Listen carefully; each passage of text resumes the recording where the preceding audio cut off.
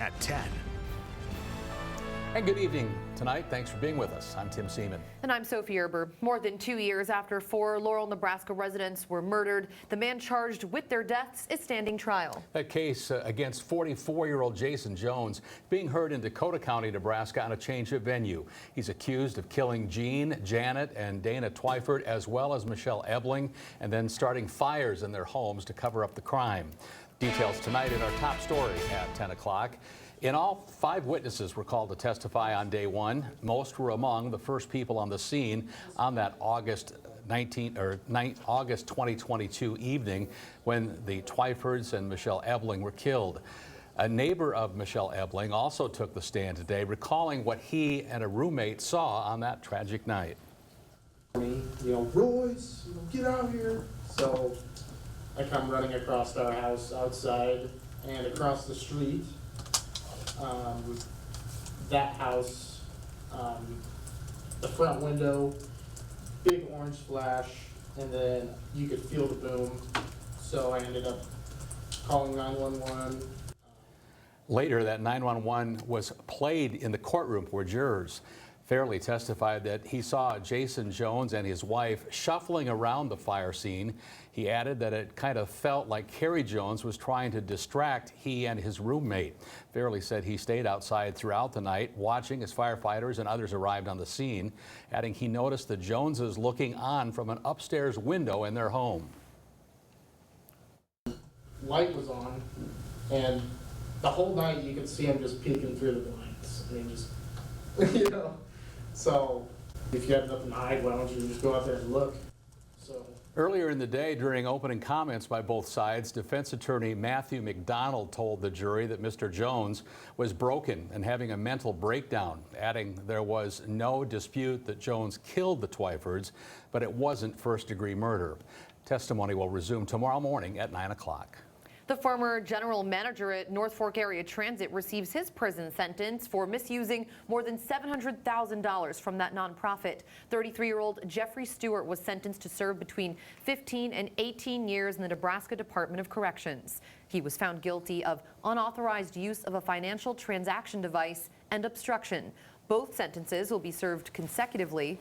The judge credited Stewart with 417 days time served. Stewart is ordered also to pay $740,000 in restitution.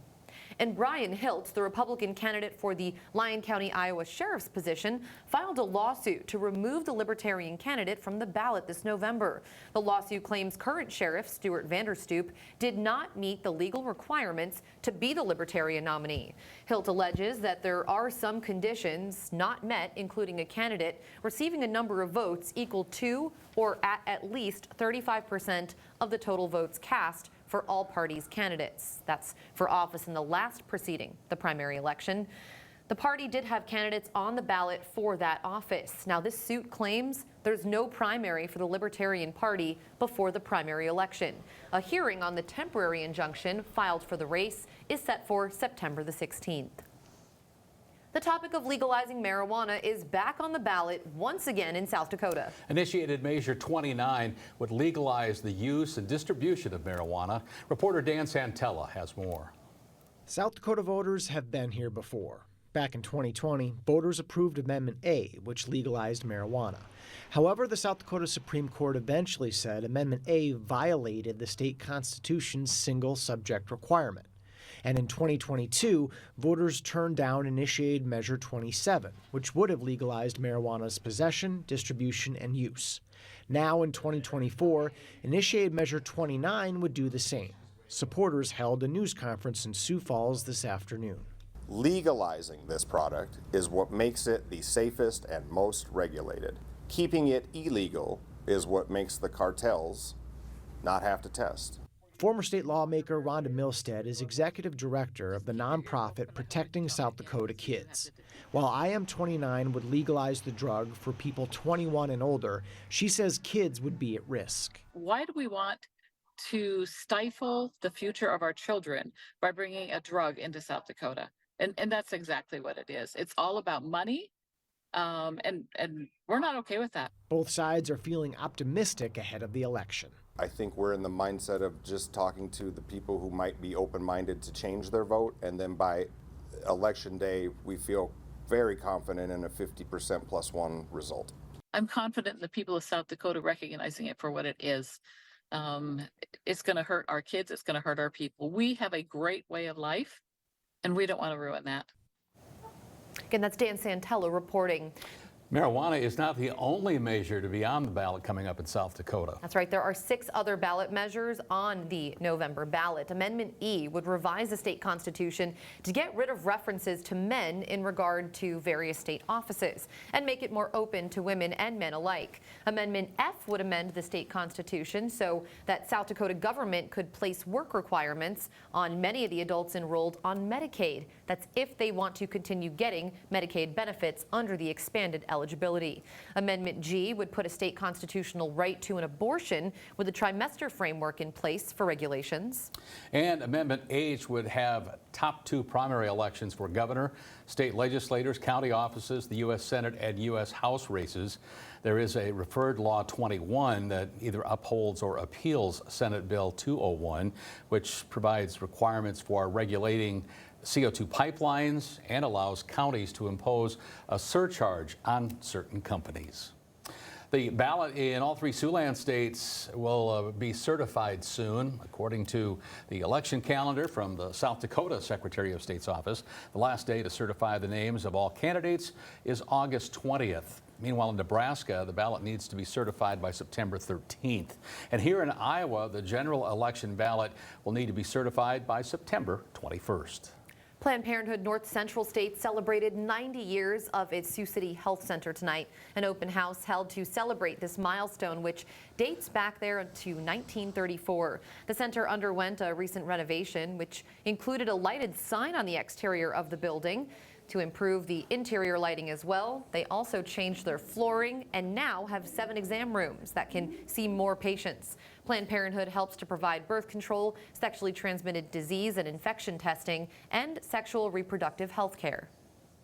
We want to make sure we're one-stop shopping for whatever you might need. We are working on making sure that you can access us whenever you need us. Our virtual care services are available anytime, night or day. We have an online app that is also available for the community to be able to contact us. You can have a visit when and wherever you want. The center is open from 9 in the morning until 5 p.m. Monday through Friday now. The health center was forced to close down back in 2017. That was after the Iowa legislature approved roughly $3 million in Medicaid funding cuts. We're full. That is the word tonight from the Sioux City Animal Adoption and Rescue Center. Officials with the center telling us the number of animals being brought in continues to rise, but there's little room left to house them. Staff members say that they've been working constantly to make sure every animal is taken care of, while also seeing more and more animals coming into the shelter. With the rise of animals being brought in, the adoption center has had to choose to place animals in specific places, dogs into the same kennels, until those numbers start to come down. The main issue that we have with the dogs is that we have 72 kennels. And in addition to the dogs, thankfully that some of the dogs that we have are puppies and they came in together, so obviously we double and triple them up in the cages. But to add to the 81 that we already have, animal control is out on the streets 24 hours a day picking up stray dogs. The Animal Adoption Rescue Center says that they're asking anyone who's got a slight interest in having a pet to make sure to stop in and think about adopting an animal. While the Clay County Fair in Spencer typically gives those attending a chance to have some fun and enjoy some good food and maybe entertainment, this year's event is also providing some relief for victims of this summer's flood.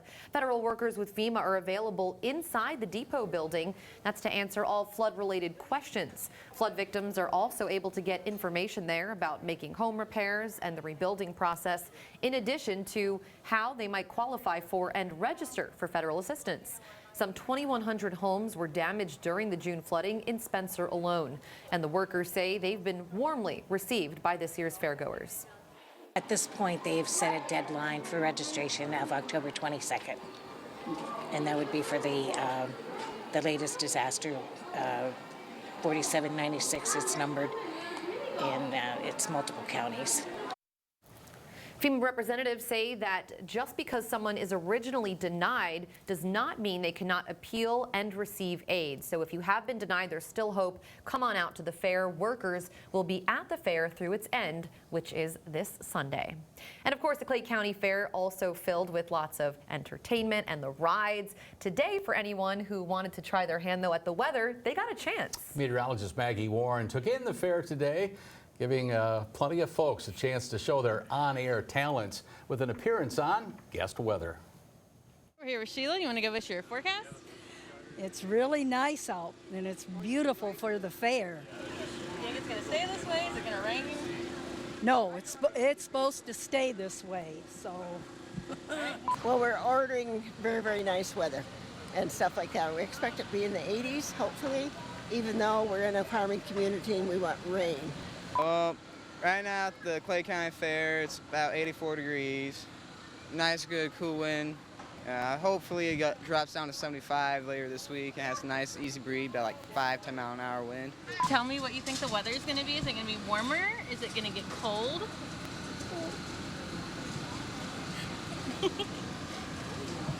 I don't know what it's going to be. Okay. What are you going to do at the fair? Are you going to go see some animals? I think so. Everyone should come out and enjoy the fair. All right. He was so cute. He was. Why not see the animals? Yes, we did put him on the spot a bit, but as you heard those people predict, it is perfect fair weather. No chance of rain, at least for this fair, right, Victor? Yeah, it's been a better fair. I didn't go to it, but it looked a little bit cooler than we were last year when we went out there. Very hot conditions that we're dealing with, that we are still dealing with above seasonal temperatures. As we take a look out right now, we'll see that Wayne, Nebraska shows conditions that have been quiet and still pleasant. Plenty of folks out on the basketball courts over there still enjoying the nighttime activities. I saw a ref on one of the futsal courts. We'll see more drought appear on the drought monitor. Yeah, drought, and we never want to have to start talking about red flag warnings here in Siouxland. I know fall also means bonfire season for a lot of people. That won't be very safe unless it rains soon. Yeah, so far a very good year of not seeing red flag warnings, but with drought reintroduced, could be a concern. A little bit of rain would be a good thing, no doubt. Thanks, Victor. Still to come tonight at 10. While slower shipping times are frustrating customers lately, the issue is now ringing alarm bells for lawmakers in our nation's capital. That's right. They're concerned issues with the Postal Service could cause problems for those voting by mail. How they're hoping to solve the issue before November, coming up right here. But first, the latest from the campaign trail. Former President Trump in Arizona and Harris in North Carolina. We'll bring you the latest from both sides next. You're watching KCAU 9 News with Tim Seaman, Sophie Erber, Chief Meteorologist Victor Perez, and Sports Director Anthony Mitchell. This is KCAU 9 News at 10. Welcome back. Former President Donald Trump says he will not debate Vice President Kamala Harris a second time. Trump posting that on Truth Social this afternoon. This comes as Attorney General Merrick Garland is defending his department after Trump accused the DOJ of being weaponized against him. ABC's Perry Russum with the latest. Tonight, Vice President Kamala Harris and former President Trump disagreeing over debates. I believe we owe it to have another debate.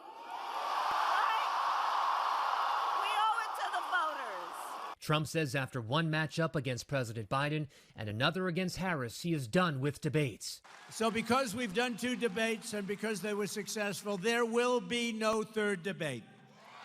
For the first time since the ABC News debate, Harris and Trump are back on the campaign trail on opposite sides of the country. Trump in Arizona, Harris in North Carolina, key battleground states. It was the same old show. That same tired playbook that we've heard for years, with no plans for how he would address the needs of the American people, because you know it's all about him, it's not about you. Today, Attorney General Merrick Garland defending the Department of Justice. They weaponized the Justice Department. After Trump, during the debate, accused the DOJ of being weaponized against him, pointing to his legal issues. The public servants of the Department of Justice do not bend to politics, and that they will not break under pressure. Since the debate, Vote.org is reporting there have been more than 50,000 new voter registrations, about 10,500 of those in battleground states. Perry Russum, ABC News, Washington.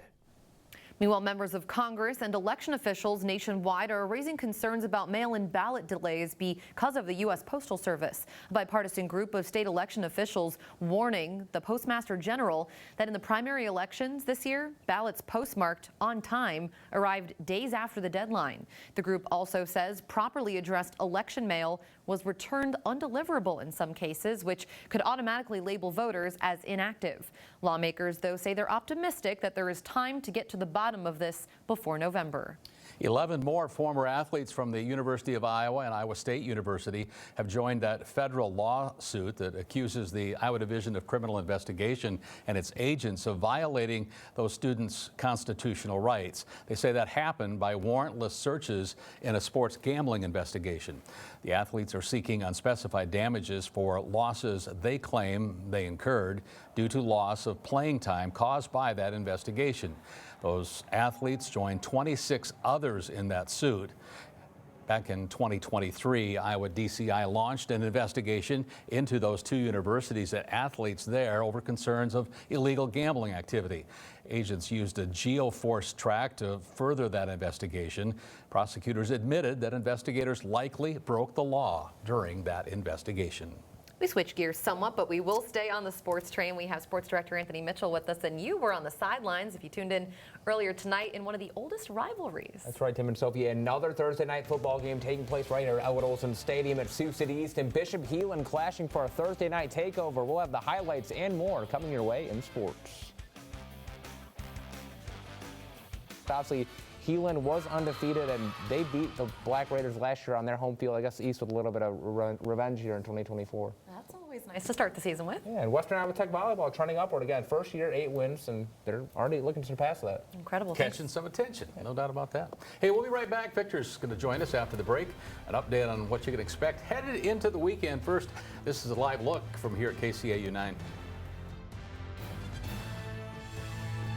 Well, looks like we'll get the weekend jump started tomorrow, and if you like today, you're going to really like tomorrow. Yeah, just a little bit cooler, but still pretty similar with temperatures in the 80s, feeling more like August summertime, as we'll be seeing the temperatures do dip down to seasonal upper 50s and a low 60s, as daytime temperatures tomorrow rise back well into the 80s with low humidity, so thankfully it won't be feeling like the 90s or mid 90s.